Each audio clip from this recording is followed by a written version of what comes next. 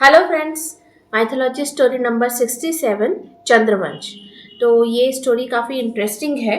और चंद्रवंश की स्टोरी जानने से पहले आपको सूर्यवंश की स्टोरी जानना ज़रूरी है। तो सूर्यवंश की स्टोरी का मैं ऑलरेडी एक वीडियो बना चुकी हूँ जो आप देख सकते हैं मेरे पिछले वीडियोस में। लेकिन मैं आपको थोड़ा सा सूर्यवंश की स्टोरी का थोड़ा सा मैं अपडेट दे देती हूँ कि ब्रह्मा ने भगवान सूर्य का डीएनए ह्यूमन डीएनए में मिक्स करके एक नया पुरुष बनाया था। और वो पुरुष का नाम भी उन्होंने मनु रखा था। और वो जो मनु थे उनके लिए एक स्त्री का भी निर्माण किया गया और उस स्त्री का नाम उन्होंने सुचारिता रखा था। तो सुचारिता के अंदर भी शत्रुपा की तरह 100 इमोशंस थे, लेकिन ब्रह्मा ने इस बार ध्यान रखा था कि जो अच्छे इमोशंस थे उन्हें ज़्यादा क्वांटिटी में रखा था और जो जो है ना बुरे इमोशंस थे उन्हें कम क्वांटिटी में रखा था। तो इस प्रकार से मनु और सुचारिता को उन्होंने ब्रह्मा ने बना करके उन्हें पृथ्वी पे निवास करने के लिए भेजा था।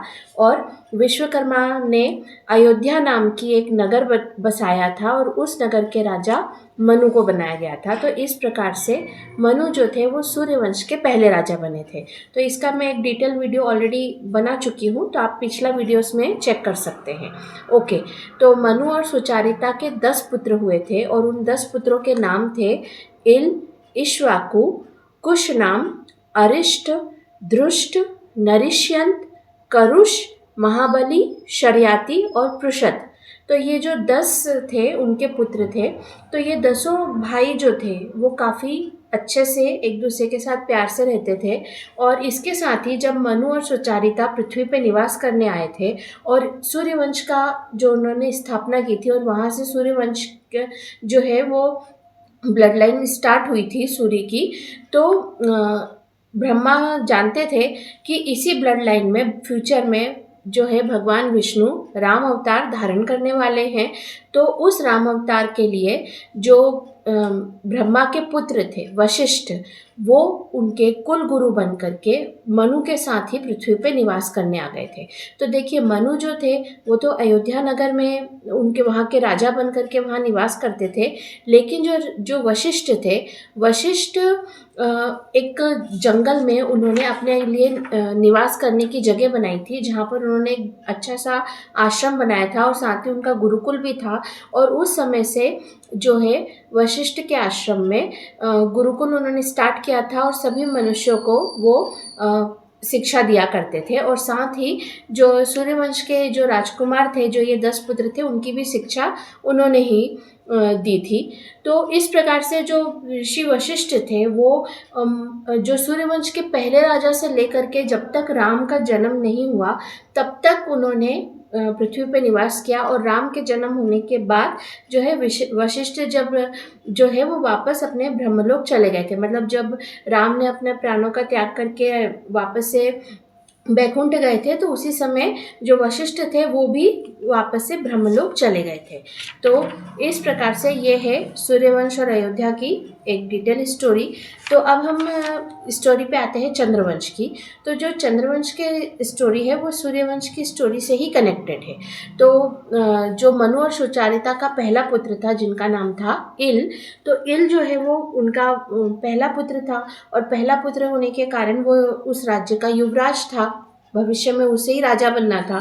तो समय के साथ में मनु और सुचारिता काफ़ी बुजुर्ग हो चुके थे और फिर एक समय के बाद उनकी मृत्यु हो गई, क्योंकि जो मनुष्य जो है वो एक बुजुर्ग होते हैं और फिर उनकी मृत्यु हो जाती है। मनु की और सुचारिता की मृत्यु के बाद में इल को अयोध्या का राजा बनाया गया। और जो बाकी के 9 भाई थे, तो देखिए इन भाइयों में आपस में कोई मनमुटाव नहीं था, सभी भाई आपस में बहुत प्रेम से रहते थे। और जो राजा था वो राजा इल बन गए थे। और बाकी के जितने भी भाई थे 9 भाई, उन लोगों ने इतने बड़े राज्य की व्यवस्था संभालने के लिए अलग अलग रिस्पॉन्सिबिलिटीज़ को अपने हाथ में ले रखा था। और इस प्रकार से वो सभी 10 भाई आपस में मिलजुल के बहुत ही प्रेम से अपना अयोध्या राज्य का पालन पोषण कर रहे थे और अपनी राज्य को चला रहे थे। और अब हम बात करते हैं कैलाश पर्वत की। तो जैसे कैलाश पर्वत में जो है कार्तिकेय का जन्म हो चुका था और कार्तिकेय की जो है वो देवताओं के सेनापति बन चुके थे और साथ ही तारकासुर को मार करके वापस से कार्तिकेय ने स्वर्ग को जीत लिया था और स्वर्ग के राजा इंद्र बन चुके थे। और इसी प्रकार से कार्तिकेय जो थे वो देवताओं के सेनापति की पोस्ट पे थे। और फिर क्या हुआ कि जो दक्षिण दिशा के जो राजाओं थे, वहाँ पर क्या राक्षसों का काफ़ी आतंक था, तो वो लोग काफ़ी परेशान रहते थे राक्षसों से, क्योंकि राक्षसों से लड़ना एक नॉर्मल मनुष्यों की कैपेसिटी में नहीं आता है। तो उन उन सभी ने जाकर के भगवान शिव से रिक्वेस्ट की थी कि उनकी प्रोटेक्शन किया जाए। तो उनकी रिक्वेस्ट सुन करके कार्तिकेय अपनी मर्जी से उन लोगों के साथ में उन्होंने अपनी मर्जी से कहा कि मैं इन लोगों के साथ में, इन राजाओं के साथ में दक्षिण दिशा में जाना चाहता हूँ, जिससे कि मैं इनका प्रोटेक्शन भी कर सकूँ और इनकी जो सेना है उनको ट्रेनिंग भी दे सकूँ, जिससे वो राक्षसों से लड़ सके। तो ऐसा कह के जो है भगवान कार्तिकेय जो है वो दक्षिण दिशा में उन राजाओं की प्रोटेक्शन के लिए शिफ्ट हो गए। अब कैलाश पर्वत पे शिव और पार्वती अकेले रह रहे थे। फिर एक बार क्या हुआ कि जो पार्वती है उन्होंने शिव से कहा कि जब भगवान विष्णु स्त्री रूप धारण करते हैं तो वो मोहिनी अवतार धारण करते हैं और वो अवतार में वो काफ़ी सुंदर लगते हैं। तो मैं जानना चाहती हूँ कि जब अगर शिव जो हैं वो अगर स्त्री रूप धारण करेंगे तो वो कैसे लगेंगे? तो मैं चाहती हूँ कि आप मेरे लिए स्त्री रूप धारण करें। तो शिव ने बोला ठीक है, लेकिन मैं स्त्री रूप धारण करूँगा तो फिर मैं तुम्हारे साथ तुम्हारी सहेलियों की तरह बर्ताव करूँगा और हम दोनों सहेलियों की तरह टाइम स्पेंड करेंगे। तो उसके लिए हम कैलाश में नहीं, हमें एक सुंदर से जंगल में जाते हैं और वहाँ पर हम एंजॉय करेंगे। अब ऐसा कह के शिव और पार्वती एक घने जंगल में आ गए और उस जंगल में वो जो है उन्होंने एक डोम क्रिएट किया। डोम का मतलब एक डोम रहता है, एक सर्कल रहता है जिसके अंदर वो शिव और पार्वती थे। उन्होंने नारद को बुलाया और नारद से कहा कि आप यहाँ पर खड़े रहो और जो है यहाँ पे एक पहरेदारी करो कि अगर कोई भी यहाँ आता है तो आप उन्हें पहले ही वार्निंग दे देना कि इसके आगे ना जाए, क्योंकि यहाँ पर जो है शिव और पार्वती एकांत में वास कर रहे हैं और इसके अंदर जाने पे आप अगर कोई पुरुष होगा तो वो स्त्री रूप में बदल जाएगा, इसलिए ये बात की आप पहले ही इन्फॉर्म कर देना, तो आप यहाँ पे खड़े होकर पहरा दो। तो ऐसा बोल करके शिव और पार्वती ने एक डोम क्रिएट किया और वो उसके अंदर चले गए। वहाँ पर जो शिव थे उन्होंने स्त्री रूप धारण किया और वो एक बहुत ही सुंदर सी स्त्री बन गए और वो पार्वती के साथ में उनकी सखियों की तरह व्यवहार करने लगे। पार्वती ने उनका नाम शिवानी रखा। तो इस प्रकार से शिवानी और पार्वती आपस में टाइम स्पेंड करने लगे फ्रेंड्स की तरह। अब उसी समय क्या हुआ था कि जो अयोध्या के राजा इल थे वो जंगल में आए थे शिकार करने के लिए। तो राजा इल जो थे वो अक्सर अकेले जाकर के शिकार करते थे, ऐसा टाइम स्पेंड करना उन्हें अच्छा लगता था। तो उन्होंने जब नारद को वहाँ खड़े देखा एक स्थान पे, तो वहाँ जाकर उन्होंने नारद को प्रणाम किया।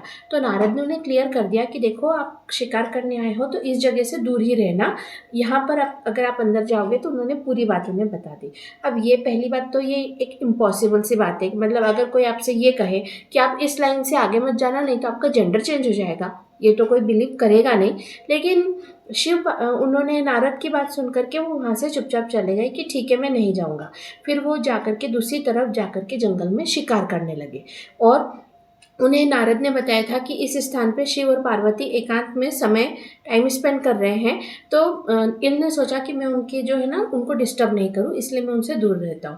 अब फिर काफ़ी समय तक उन्होंने शिकार किया, घूमे और फिर जब वो वापस जा रहे थे तो उसी एरिया से निकले तो उनको एक ऐसा लगा कि शिव पार्वती भी होंगे अंदर या नहीं होंगे, मैं एक बार देख के आता हूँ। और वो अपने उस जगह के अंदर चले गए। जैसे ही उन्होंने एक पर्टिकुलर लाइन को क्रॉस किया, वो जो राजा इल थे वो एक स्त्री बन गए। अब ये अपने आपको देख के वो तो एकदम शॉक रह गए कि ये क्या हो गया, मैं तो एक लड़का था, मैं लड़की कैसे बन गया। तो वो भागते हुए उन्हें शिव और पार्वती को ढूंढने लगे और फाइनली उन्हें शिव और पार्वती एक जगह पे दिखे, जहाँ पर जो पार्वती थी वो एक स्त्री के साथ में थी। और वो है ना जो पार्वती को देख करके उनके पास जाकर के उनसे रिक्वेस्ट करने लगे और उनको अपनी सारी प्रॉब्लम बताई और उन्होंने बताया कि मैं अपना इंट्रोडक्शन दिया और साथ में उन्होंने ये भी बताया कि मैं जो हूँ मैं स्त्री बन चुका हूँ। अब ये देख करके जो है पार्वती ने बोला कि भाई आपको इन्फॉर्म किया गया था लेकिन फिर भी आपने लापरवाही की, तो अब आप स्त्री बन गए हैं। और फिर ऐसा कह के जो शिव थे वो अपने ओरिजिनल रूप में आए, मतलब वो पुरुष के रूप में वापस से आ गए। और उन्होंने जो है राजा इल को बोला कि देखो, अब आप स्त्री बन गए हो तो अब आप स्त्री की तरह ही जीवन जियो, क्योंकि मैं अब आपको जेंडर चेंज नहीं कर सकता हूँ। तो राजा इल ने बोला कि मेरी प्रॉब्लम समझो, मैं एक अयोध्या का राजा हूँ और मेरा परिवार भी है, मेरे भाई भी हैं। अगर मैं इस तरह स्त्री रूप में जाऊँगा और मैं उनको बोलूँगा कि मैं इल हूँ, तो वो तो विश्वास नहीं करेंगे और वो मुझे ढूंढेंगे। तो ये बहुत प्रॉब्लमेटिक बात है, तो प्लीज़ मेरी हेल्प करो और मुझे पुरुष बना दो। तो ऐसा करके उन्होंने भगवान शिव की बहुत रिक्वेस्ट की। तो भगवान शिव ने बोला ठीक है, मैं तुम्हें पुरुष बनाऊंगा, लेकिन मैं तुम्हें हमेशा के लिए पुरुष नहीं बना सकता। मैं तुम्हें 15 दिनों के लिए पुरुष बनाऊंगा, उसके बाद में फिर 15 दिनों के लिए तुम वापस स्त्री बन जाओगे, फिर उसके बाद फिर 15 दिनों के लिए तुम पुरुष बनोगे। तो तुम्हारी आगे की जो ज़िंदगी है वो इसी तरह 15-15 दिनों में रहेगी कि 15 दिनों तक तुम स्त्री रहोगे, 15 दिनों तक तुम पुरुष रहोगे। तो राजा इल ने कहा कि ठीक है, फ़िलहाल आप मुझे पुरुष बना दीजिए, क्योंकि मुझे मेरे राज्य में जाना बहुत ज़रूरी है और मुझे अपने भाइयों से बात करना भी बहुत ज़रूरी है, और मैं आपकी ये जो है शर्त मानने को तैयार हूँ। मैं 15-15 दिनों के लिए स्त्री और पुरुष दोनों रहूँगा। ऐसा कह के जो शिव ने उन्हें आशीर्वाद दिया और वो वापस से अपने असली रूप में आ गए। और ऐसा कह के शिव और पार्वती वापस कैलाश चले गए और जो राजा इल थे वो वापस अयोध्या की तरफ निकल गए। तो ये स्टोरी अभी यही एंड करते हैं। इसके आगे की स्टोरी मैं इसके नेक्स्ट पार्ट में बताऊंगी। तो मिलते हैं नेक्स्ट पार्ट में। Okay, bye.